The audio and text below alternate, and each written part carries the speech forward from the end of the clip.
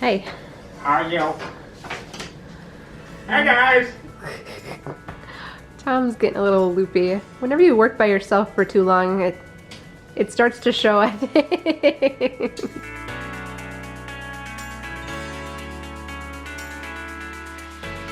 Okay, so we have a lot we're gonna try and get done today.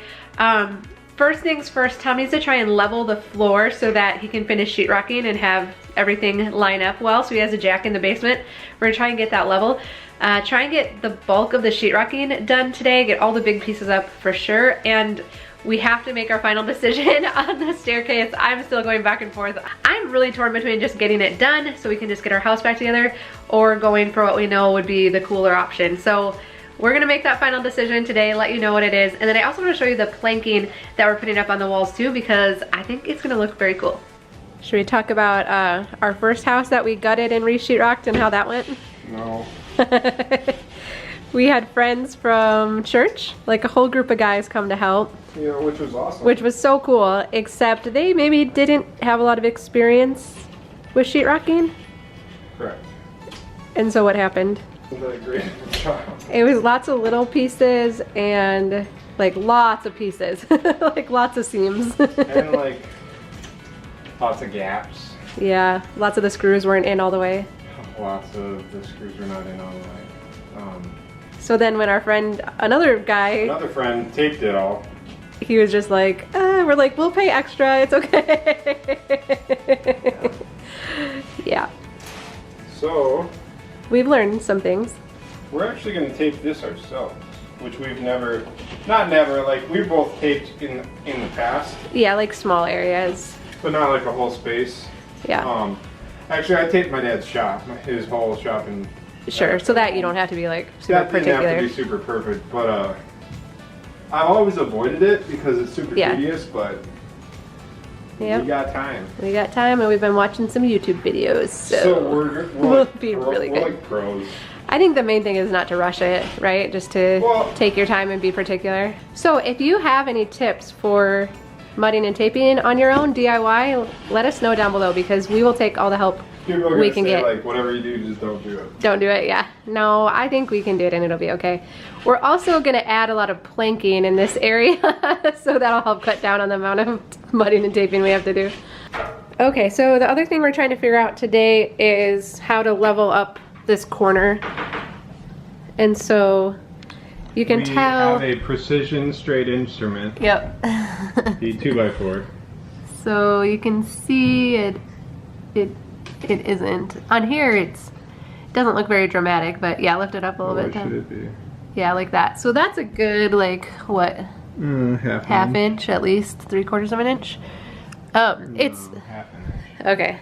I mean, we feel like we can tell just looking at the floor, like that this corner sags in the walls. And I think we felt when that desk was on this wall that the shelf back. You could tell it leaned back against it. Yeah. So, so we're gonna go in the basement. Tom has the jack post. The jack directly below this stud right here.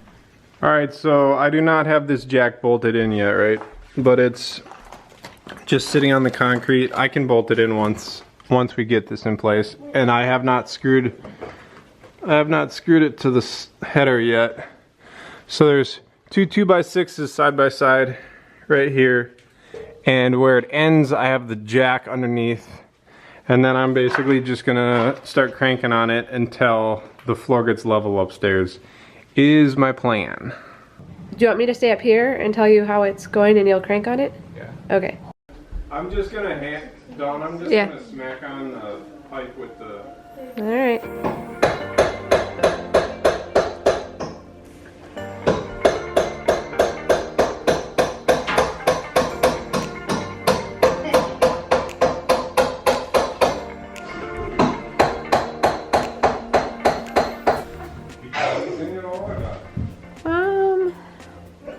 Oh, maybe a little bit, yeah. All right, we got it quite, like, really level, so that looks awesome. All right, so we have some little things to do. Well, it's kind of important things to fill in the gap in the floor, and then also in the ceiling and you also need another piece in the corner to be able to attach sheetrock to, right? Yeah, I gotta frame that. So some stuff to frame out before you can keep going forward with sheetrocking. And then once this wall is sheetrocked, we actually have to make a final decision about the railing. So I'm putting it off as long as possible in case Tom hasn't noticed. Yep, I have.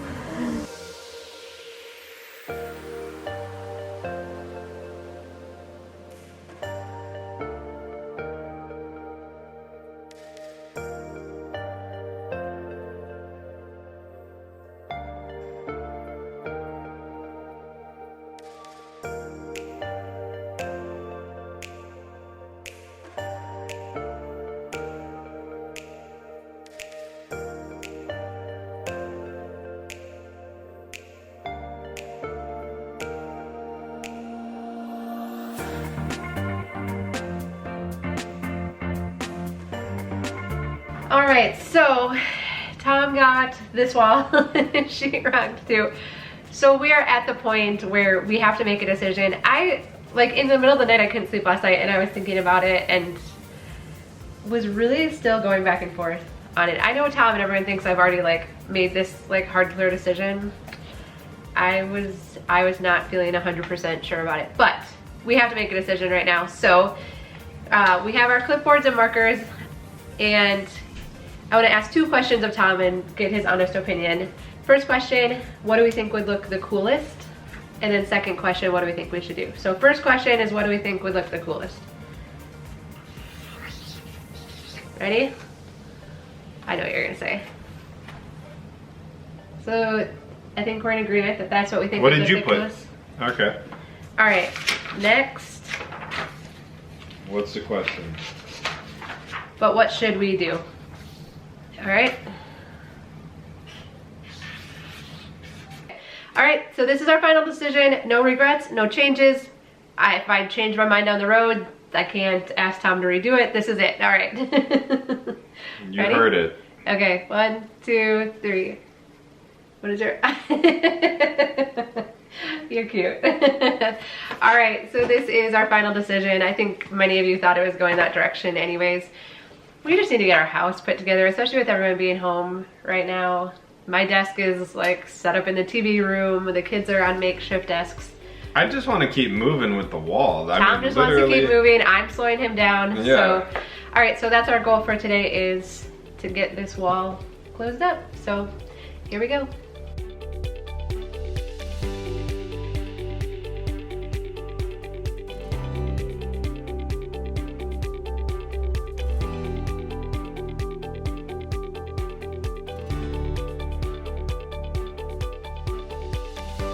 All right, so just like that, the wall is closed up. I don't know, it doesn't feel that different to me. Does it feel like huge difference? No, I think because we shortened the wall up, yeah. I'd say it's probably like a foot shorter. I'm looking at the ceiling. I'd say it's probably a foot shorter. Actually, I measured down there. Yeah, it's a little over a foot shorter. And then by opening that wall up, it brings a lot of light through this space that never, and plus opening the arch up, brings a lot of light through. Honestly, it doesn't feel small at all. Like it feels fine. Yeah, I still was going back and forth when you were putting the sheetrock up of like, were we making the right decision? I think it's gonna be okay. I think it's still gonna look cool. So Tom did put outlets, which will be right below the countertop that we're gonna put in. They'll be like in the top shelf of the cabinets that we're gonna put down there. I know some of you had said like, isn't that gonna be super annoying having cabinets below the counter? The problem for me is that if we put cabinets above the counter, I can only reach the very bottom shelf. Otherwise, I have to get a stool to reach the upper shelves. So that's just as annoying as like moving stools to get to the lower cabinets. To me, actually, I would rather just go to the lower cabinets because I'm short. And I'll be the one using them the most. The other thing that we're doing too is we're planning on, like when we pull all the flooring up and everything, we'll be finishing the flooring to the wall. We're putting this tongue and groove from the floor all the way up. Yeah. So that like down the road, if we want to yank the cabinets or the countertop, everything behind it will match what is existing. So it won't be a big deal. And speaking of which, so Tom started putting up the tongue and groove. And so I wanted to add some texture to the wall, but I didn't want it to look like shiplap because I didn't want to go farmhouse style. I wanted to go more of like the 40s style with our house, and so that's why I wanted to go with the tongue and groove. It has kind of like a little bit of a bevel in the grooves, and so we will paint this white then, or it's a little bit of an off-white color, the same as our trim around the windows. And so I think that's gonna look cool behind the counter, just to have a little bit more visual interest and texture. Tom didn't have long enough nails, so he had to stop. stop. My nails are barely getting the studs behind, so. Yeah, so he'll go back through and add some longer nails too. Yep. So, and you were just getting to that really fun piece with the outlets. Another good reason to stop. So, there's also some questions about in the bump out area. That's where we want to put a table for the kids for homeschool. Again, I don't envision that they're all gonna like happily sit around the table and all work on their school together. I do know they will spread out around the house, but if like I need to teach them all something, or we have to all go over something, we'll just sit there for it, and then one or two of the kids, I imagine, will sit there on a regular basis. I already foresee painter's tape on the table with a line like down this is my quadrants space. or in half. Yeah, but there were some questions like, could we add cabinetry in there or something? It's actually not a very wide space, so I know anything we add, it's gonna fill up pretty fast. It's 7 feet wide, so it's okay. 7 feet this way. Like the wall that the window's on is 7 feet, and then it's 8 feet deep. So my only thought is down the road, if we really feel like we need more storage in there, would be maybe to put some benches with storage so it's low and doesn't take up a lot of space. And I do like now with having the counter in this space instead of the girls' desk that some of you said like keep the walkway open that goes to the TV room. It's gonna be even more open now. It'll be more open now, and so I do like this. So I think this is gonna function better. We also mentioned in our commentary video, we aren't necessarily gonna put all desktop computers here. We have 2 desktop computers and 2 laptops. So it's kind of just a spot to sit. It is the only place you can use the internet, which I like just to contain the internet usage, which could change down the road. But for now, it's gonna be set up that if any kid wants to go on the internet, it's right here where we can see them. Because I know for myself, I don't do a good job of monitoring if they go other places in the house. So it's for me. Like it makes it easier for me. And there's a thing too that we have very limited like internet data. Yeah. Like, we have the biggest package we can get in our area, but because we're so rural, it's like we have to be very careful with it. So. Right. So and we just know for kids with developing brains, it's not good for them to have a lot of screen time before the age of 13 either. So there we go. So I do want you to know, I have put a lot of thought into this and how it's gonna function. I know it won't be perfect. There's no perfect systems out there, but I do think for the next few years at least, I think it'll work out pretty well for us. So, all right. So that's where we're at for today. Tom needs to get some longer nails, and we'll keep going on this planking, and then probably coming up pretty soon, we're gonna have to start ripping up the flooring, which I'm not looking forward to, but has to be done. So, all right, kids are coming in from playing outside, so we'll wrap it up, but we hope you're doing well. We hope you're staying healthy. We're hoping you're getting projects done around your house too. So we love you. We hope you subscribe, and we'll visit with you again soon. Bye-bye.